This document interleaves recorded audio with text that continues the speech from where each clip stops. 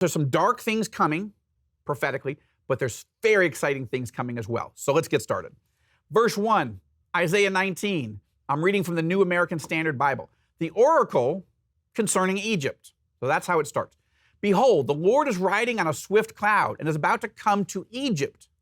The idols of Egypt will tremble at his presence, and the heart of the Egyptians will melt within them. Why? Well, there's a reason. Because civil war is coming to Egypt in the prophetic future. Verse 2, so God says, I will incite Egyptians against Egyptians. They will each fight against his brother, and each against his neighbor, city against city, and kingdom against kingdom.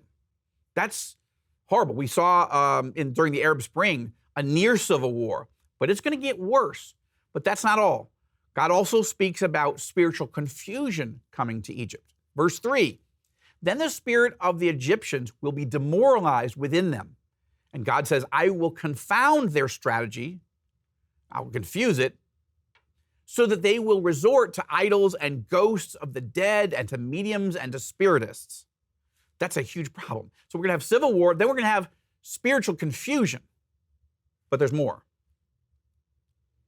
There's going to be a cruel occupation of Egypt in the last days. Verse 4, moreover, God says, I will deliver the Egyptians into the hand of a cruel master, and a mighty king will rule over them, declares the Lord God of hosts.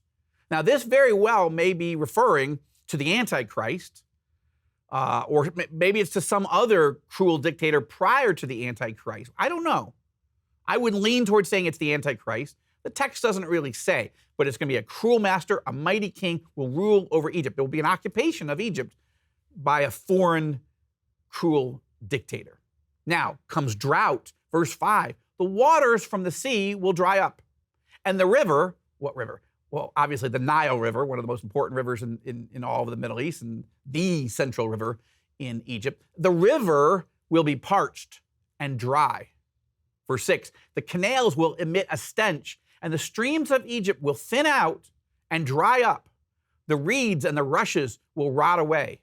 The bulrushes by the Nile, okay, now we see it, I'm not just guessing that this river is the Nile. That's what the text says. The bulrushes by the Nile River, by the edge of the Nile, and all the sown fields by the Nile will become dry, be driven away, and be no more.